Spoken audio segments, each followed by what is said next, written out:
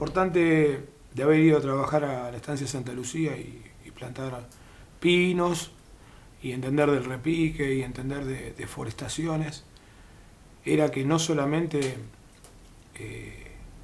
nos gustaban las coníferas, sino que nos dimos cuenta que el bosque nativo había que cuidarlo y que había que fomentar las forestaciones con plantas nativas. Entonces, charlando con Lidia, nos dimos cuenta que nos gustaría hacer un vivero, ¿no? Entonces, un día, charlando con un amigo en San Martín, me dice, ¿lo conoces a Daniel? No, que Daniel me hablase. Bueno, Daniel es un muchacho de San Martín de los Andes que producía araucarias. Un lote de más de, no me acuerdo qué cantidad, pero eran más de 5.000 araucarias, que él las tenía en el patio de su casa y la señora le había dado como el ultimátum porque quería que saque todas las araucarias porque ella quería construir cabañas para alquilar o hacer un departamento. Así que estaba como desesperado de vender esas araucarias, que él las había hecho de semilla y estaba muy encariñado con sus plantas. Y la verdad es que nos hizo un buen precio, nos las dio a pagar en cuotas. Así que, bueno, esa fue la primera inversión del vivero.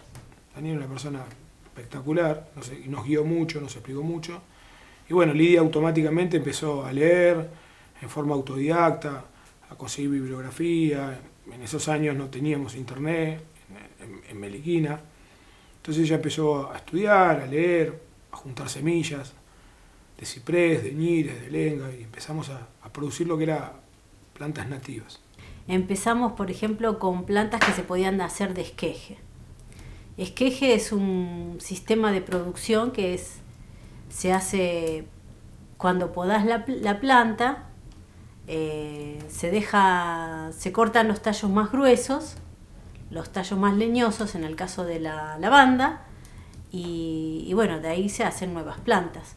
Con el tiempo nos dimos cuenta que el vivero era una cuestión de tiempo, valga la redundancia, ¿no? Y que lo que más teníamos era tiempo frente a los recursos que teníamos. Entonces teníamos que aprovechar del conocimiento que teníamos o que podíamos ir adquiriendo, de leer y de las personas de la zona que nos fueron guiando. Por lo tanto, cada vez que venía gente, yo lo único que tenía era lavandas y araucarias, por el momento. Pero bueno, así empezamos. Y después de a poquito, bueno, fueron surgiendo otras variedades. Y ahí es cuando nace Jardines de la Patagonia, ¿no? Jardines de la Patagonia empieza como un vivero muy chico, una empresita familiar, donde con el tiempo empezamos a crecer, a aprender y a brindar muchos servicios, no solamente a las personas que venían llegando a Meliquina, sino a gente de la zona.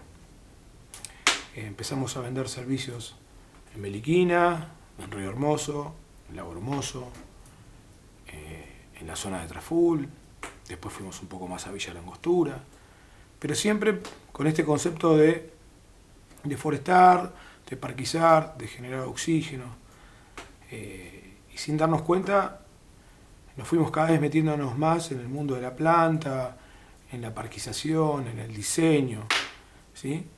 Y de esa manera se atrapó, el vivero nos atrapó y bueno, a Lidia ni que hablar, ¿no?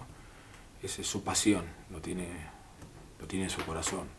El vivero inicialmente estuvo acá, en este terreno donde nosotros tenemos nuestra primer casa, que fue donde empezamos todo, ¿no es cierto?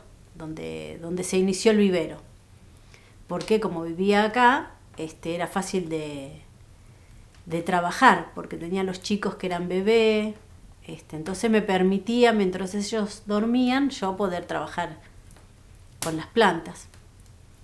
Así que siempre estuvo acá, entonces por eso es que por más que tenga en otros sectores, en otros terrenos, plantas en tierra o en maceta, es como que acá sigo teniendo como una muestra de todo o de lo que mayormente hay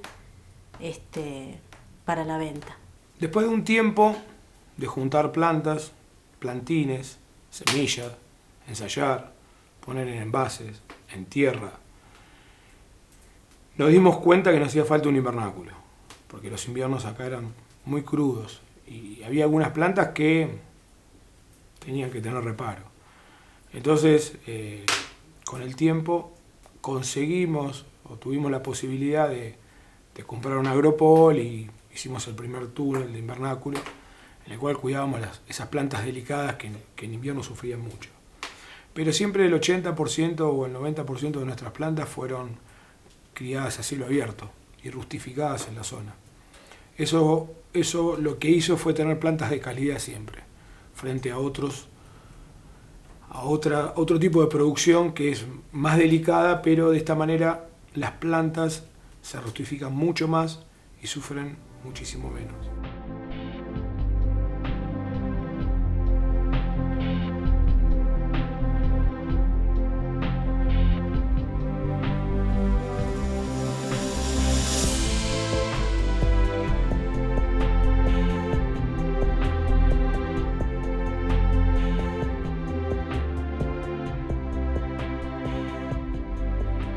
Nosotros acá en el vivero, como estamos lejos de una ciudad donde hay muchos habitantes, la verdad que en invierno el vivero es como que está dormido, por así decir, ¿no? No tiene mucho movimiento. Al menos eso es lo que aparenta, porque no hay movimiento de gente circulando en el sitio. Pero sí trabaja mucho tipo de manera online, digamos. La gente nos busca mucho para forestar un campo, para hacer un cerco perimetral. En invierno es más que eso. No es tanto como un vivero de pueblo o de ciudad que se mueve, digamos, diariamente con alguna reposición de algún arbusto, con algún rosal o alguna flor de invierno, algo que se pueda ornamentar en el parque. Y en verano, o primavera-verano, mejor dicho, se trabaja mucho con lo que son las flores y ahí sí la gente se va arrimando, porque viene más para estos lados a hacer un trekking, a pasear, a tomarse unos mates al lago. Entonces ahí visita el vivero y se lleva algunas florales. Pero es como que está más abocado a todo lo que es arbustos y forestales, más que nada. A eso es lo que más apuntamos. Durante mucho tiempo, actualmente también, nosotros tenemos nuestro propio compost. O sea, todo el material residual orgánico, cáscara de papa, cáscara de huevo, lo hacemos en un cajón que tenemos en un sector de nuestro vivero y acompañado de tierra y un poco de humedad generamos materia orgánica para las macetas y para las plantaciones nuestras, para nuestros frutales, nuestros manzanos. Entonces siempre estamos fertilizando nuestras plantaciones y nuestras plantas con materia orgánica producida por nosotros. Bueno, el vivero siempre nosotros lo fuimos, ¿cómo se puede decir? Lo acompañamos con el servicio, el vivero. Por eso nuestro speech siempre fue más que un vivero, que éramos más que un vivero, porque asesoramos y también ofrecíamos el trabajo de llevar la planta y plantarla, ¿no es cierto? Y con eso, depende la cantidad de planta que vos comprabas, tenías una garantía, que en ningún lado, en ningún vivero existe. Una garantía porque al plantarlos nosotros, que sabemos cómo se hace el trabajo, si había alguna pérdida, que fuera que no sea por daño por algún animal o por falta de agua, nosotros lo reconocíamos, ¿no es cierto? Porque convengamos que hacer un cerco perimetral o forestar un campo requiere de mucho esfuerzo monetario y físico también, ¿no? Entonces, acompañábamos al cliente, ¿no es cierto? Que si bien el que tiene un campo o el que tiene un terreno quiere forestar todo el perímetro, lleva un tiempo cuidar de esas plantas. Entonces nosotros como que lo acompañábamos en esa inversión, en ese proyecto que implica también mejorar el terreno, mejorar la vista de la casa.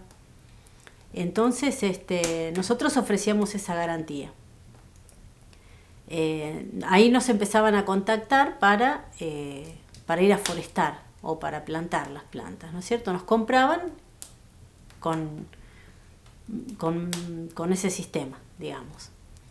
Y uno de los primeros trabajos que tuvimos fue en Mendoza, un trabajo muy grande que nos llevó 7 años prácticamente, de forestación.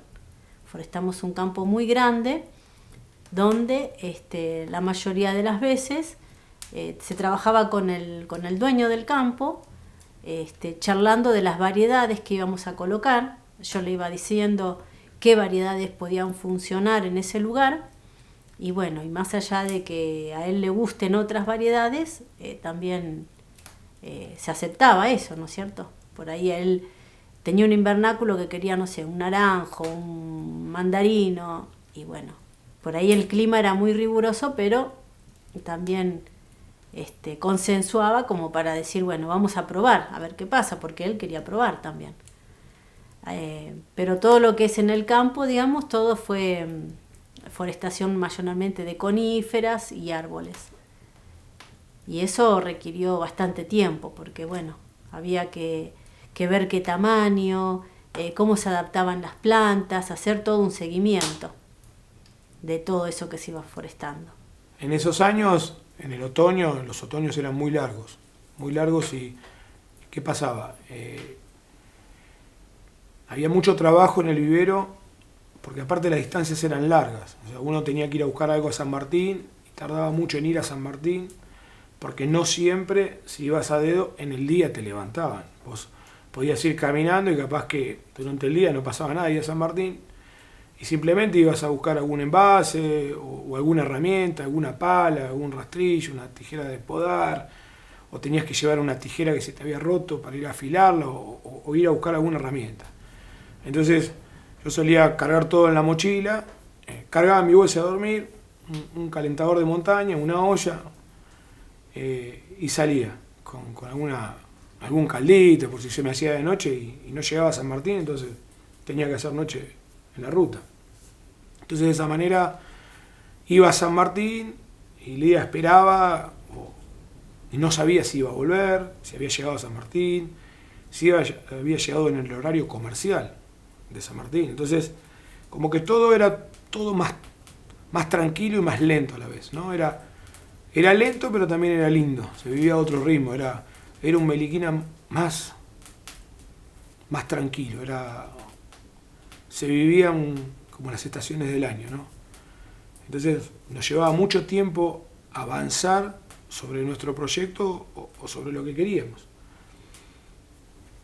Pero bueno, en fin, era como que había que aceptarlo porque no había otra forma, ¿no? Era lo que había y era lo que estaba a nuestro alcance.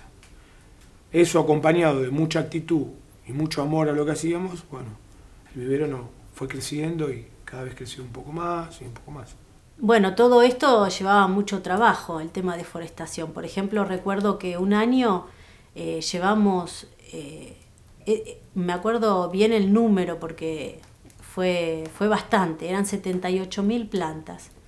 Esas plantas, en su mayoría, me acuerdo que el clima estaba muy frío, estaba nevando y teníamos humedad, no estaba tan helado. Entonces pudimos ponernos debajo de los pinos, por ejemplo, y sacaba todas las plantas que se pudieran llevar a raíz desnuda, se le sacaba la tierra. Sacábamos la maceta, las que por ahí tenían una macetita en bolsa, se quemaba automáticamente y hacíamos atados de 10 o de 50 plantas por variedad y bueno, y se iban, tratábamos de trasladar la raíz desnuda como para que el camión, digamos, no pese tanto y en algún caso que lo hagan subir alguna balanza o algo por el estilo pueda pasar, porque si no, con el peso que lleva tanta tierra y no iba a pasar. Y en su mayoría las plantas eran grandes también, porque bueno, el dueño del campo en algunos casos por ahí pedía plantas grandes para para verlas ya, para no estar esperando tanto tiempo. Después lo que se iba a campo más lejos, por ahí poníamos algo más chico como para que le dé tiempo a la adaptación y que crezca, porque una planta muy grande sufre más, corre más riesgo de mortandad, digamos. Me acuerdo una vez, teníamos un Renault 4 y me llama un amigo de Picún y me dice que tenía un montón de plantas para darnos, plantas chicas. Y bueno, saqué las butacas del Renault 4 de atrás y fuimos en pleno mayo, cuando la savia está abajo. Entonces sacamos plantas por plantas con su terrón y me vine de Picún Lefú con 400 arbolitos acostados y con el baúl abierto. Y me acuerdo que llegaba a Zapala y el Renault 4 calentaba y no daba más. Así que paraba en los arroyitos que encontraba y le echaba agua fría en el radiador para que no se me calentara el motor. Cuando llegué a Meliquina, eran como a las 2 de la mañana. Lidia me dice, ¿qué haces a esta hora acá? Y le digo, mirá todas las plantas que nos regalaron nuestros amigos. Así que en esos años lo que hicimos fue plantar esos frutales, entre otras plantas que teníamos, y plantar plantas madres. Esas plantas madres hoy son plantas de las cuales nosotros generamos esquejes para producir nuevas plantas. Pero bueno, en esos años era difícil, ¿no? Había que traer las plantas, había que cosechar semillas, había que tratar que no se te secara, que mantenga la humedad la raíz. Era una odisea, ¿no? Estamos hablando de un Meliquina que no pasaba la máquina. Pasaba muy poco la máquina por la ruta. Y siempre era difícil el acceso. Llegar hasta el lote nuestro está a 50, 70 metros de la ruta, entonces había mucho barro y nieve. Era bastante difícil. Otra de las cosas que hemos hecho con el vivero, por ejemplo, para sostenerlo, me acuerdo que cuando empezamos con el vivero, fue hace más de 17 años atrás. Y uno de los trabajos que hicimos, bueno, por ejemplo, fue forestar el costado de la ruta, de toda la ruta que va como para el paso del Córdoba. En esos años Meliquina 2 se loteaba y nos dimos cuenta que no había nada, no había ninguna planta. Y le propusimos a Steverlin empezar a forestar todo lo que es la ribera de la ruta. Así que durante 2 inviernos, me acuerdo que en eso recién había nacido Franquito. Franquito ya hoy tiene 17 años, ¿no?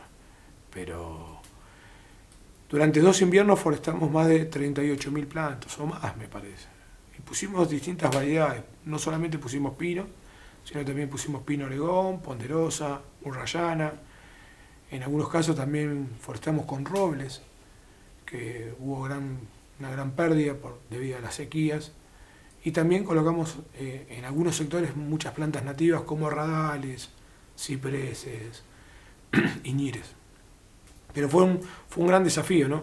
Actualmente se puede ver la forestación cuando uno va por la ruta de Meliquina, desde Meliquina 1 hasta Meliquina 3, se ve toda la ribera de la ruta forestada. Ese fue uno de los primeros desafíos de Jardines de la Patagonia, ¿no? En esos años se trabajaba muy duro y se caminaba con los baldes, con plantas desde donde estamos nosotros hasta Meliquina 3, que son casi 3 kilómetros. Franco era bebé, así que preparábamos las plantas con Gastón. En esa época un tiempo nos estuvieron ayudando algunos vecinos que habían llegado. Uno de ellos fue Freddy Nusque, que Gastón le pagaba el día de trabajo y nos ayudaba a plantar algunos pinos. Habrá estado con nosotros un tiempo trabajando y después dejó, porque él se dedicaba a todo lo que era carpintería con su papá. Así que, y venía a Meliquina esporádicamente, tenía una casa que le prestaba un amigo, así que ahí él paraba y venía cada tanto. No vivía acá, entonces no le podía dar continuidad. Así que mayormente iba yo con Gastón. Ahora me estoy acordando de Bernardo Menichetti. Bernardo Menichetti es un gran amigo de la familia. Para mí fue como un padre. Digo fue porque falleció hace poco y no puedo dejar de contarte de Bernardo. Bernardo es un amigo que vino desde el primer día que llegamos a Meliquina y siempre venía a darnos buenos consejos. Palabras de aliento, palabras de vos podés, no hagas esto, haz lo otro, seguí así. Y yo le decía, Pecho, porque nosotros le decimos Pecho a Bernardo, Pecho, escuchame un poquito, ¿qué voy a hacer con todas estas plantas? Acá no hay nadie, vos no te preocupes, algún día o las vas a plantar, o las vas a regalar, o alguien te las va a venir a comprar, así que tranquilo, paso a paso. Y para nosotros con Lidia era, ahí viene Pecho, poner la pava, ahí viene Pecho, invitarla a comer, con chela. Y bueno, lamentablemente, estaba grande Pecho y sus achaques le llegaron y bueno, y partió como Dios manda, ¿no? Pero Pecho fue un sostén para mí importantísimo. Una persona al cual recordamos en la mente y en el corazón. Y el vivero para mí es todo. Me gusta, me entretiene, fue mi cable a tierra, porque acá en mucho tiempo por ahí de soledad, me entretenía mucho con eso y me gusta mucho, la verdad que me gusta, no sé, yo a veces cuando hablo con algún que otro colega de San Martín, a veces me acuerdo y les digo, ¿te acordás cuando yo por ahí, cuando vine a vivir a Meliquina no podía comprar una petunia? Y hoy por hoy tengo tantas plantas que no lo puedo creer, cómo cambió todo, gracias al esfuerzo, al trabajo. Y bueno, me gusta porque me gusta también que se vea todo lindo, me gusta cuando la gente arregla sus casas, los colores que dan las plantas, sobre todo las que tienen movimiento. Me gustan, no sé cómo explicarlo, cómo transmitirlo eso. Es algo que va, no sé, por dentro, ¿no es cierto? Porque uno a veces ve una plantita por ahí media tristona, o será que me pasa a mí esto, ¿no es cierto? Por ser autodidacta. Veo alguna planta media tristona y, no sé, le pego una poda, la meto en el invernáculo, y una vez que se va como ¿cómo se puede decir? Como mejorando, la vuelvo a sacar afuera y la verdad es que a veces veo el trabajo y veo lo linda que se pone esa planta y me gusta, me siento orgullosa, me gusta, es como, no sé cómo explicarlo.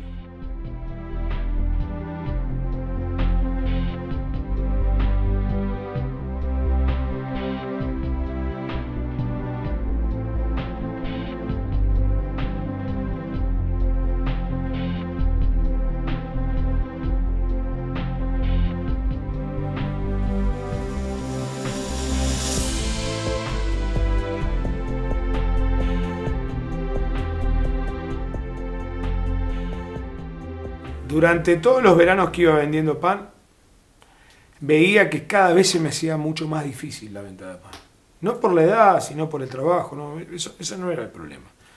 El problema es que llevar pan y vender pan y torta frita dentro de parques nacionales, pues yo andaba en una ruta que era nacional, que es nacional, comercializar el pan dentro o sobre la ribera de la ruta, porque yo me paraba en los miradores, en la Cacao, Linianco, era un lugar determinante, como el mirador del lago Machónico.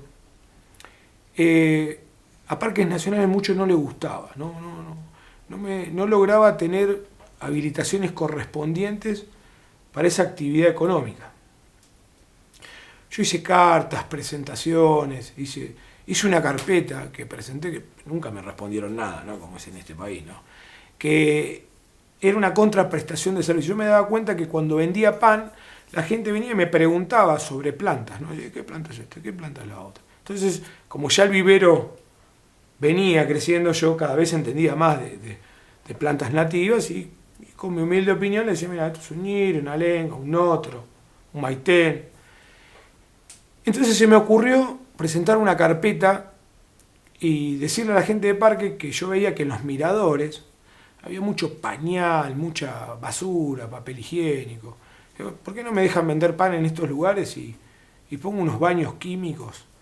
Y yo una vez por día, después de vender pan, después de trabajar 14 horas, me encargaba de limpiar los baños químicos y mantener los espacios públicos, ¿no?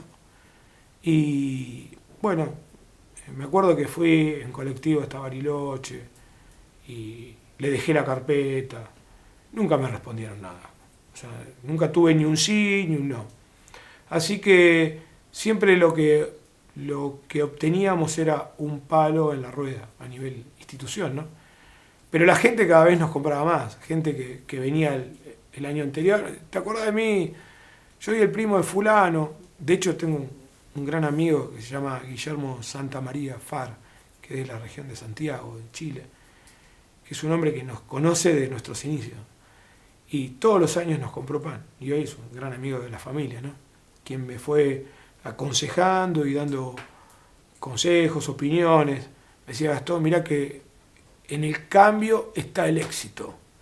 Vos siempre tratás de cambiar, de agregar algo distinto. Después del cuarto verano de vender pan, empezamos a hacer todo panes rellenos, panes saborizados, ¿viste? Panes aparte de los salvados, hacíamos panes de cebolla, con panceta ahumada. Y la gente cada vez nos compraba más, pero bueno, a cierto sector le molestaba que cada vez vendiéramos más. Y fue ahí cuando, después de, yo creo, de 14 años de vender pan, dijimos un día, basta de vender pan, porque era no poder lograr ningún tipo de habilitación para la comercialización de pan. Entonces vuelvo a casa y le digo, Lidia, mirá, Lidia, mañana no voy a vender más pan. La verdad que me cansé. No del pan, sino de todo este contexto que hay alrededor. Lidia me dice, ¿qué vamos a hacer? No sé, la verdad que no sé. Así que me dormí muy angustiado. En realidad no paré de llorar esa noche. Era como que como a un nene le roben la pelota. Y dije, algo se me va a ocurrir. Algo se me va a ocurrir, algo tengo que hacer. Como somos gente de fe, siempre, bueno, tratamos de rezar, ¿no? Y de que el de arriba nos guíe en cada decisión que tenemos que hacer. Y me levanto a la mañana, pongo la pava, pongo a tomar mate, miro el rincón de la panadería y me encuentro con 600 bolsas de harina. Y digo, ¿qué hago con toda esta harina? Y bueno, y dije que no voy a vender pan y así estaba. Que mañana no, que pasado sí, mañana no voy.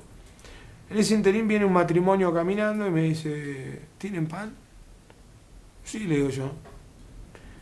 Y le digo, les vendo el pan, todo, y me dice, tengo una pregunta, Gastón. ¿Hay una hostería en Meliquina? Porque nosotros no queremos alquilar una cabaña. Le digo, no, hostería en Meliquina no hay. Hay algunas cabañas que nosotros nos dejan la llave para que se las administremos, o gente amiga que te puedo recomendar. Me dice, qué lástima, bueno, en realidad a nosotros nos gustaría quedarnos, que nos atiendan, comer un pan casero y un dulcecito. Le digo, mirá, no, la verdad que no hay nada de eso. Y se fue. Me mira Lidia, la miro y me dice, Lidia, ¿qué estás pensando? Lo mismo que vos. Ahora la panadería se va a convertir en una hostería. Y ahí empieza la hostería. Con ese deseo y esas ganas de que nuestro pan siga en el desayuno de la gente.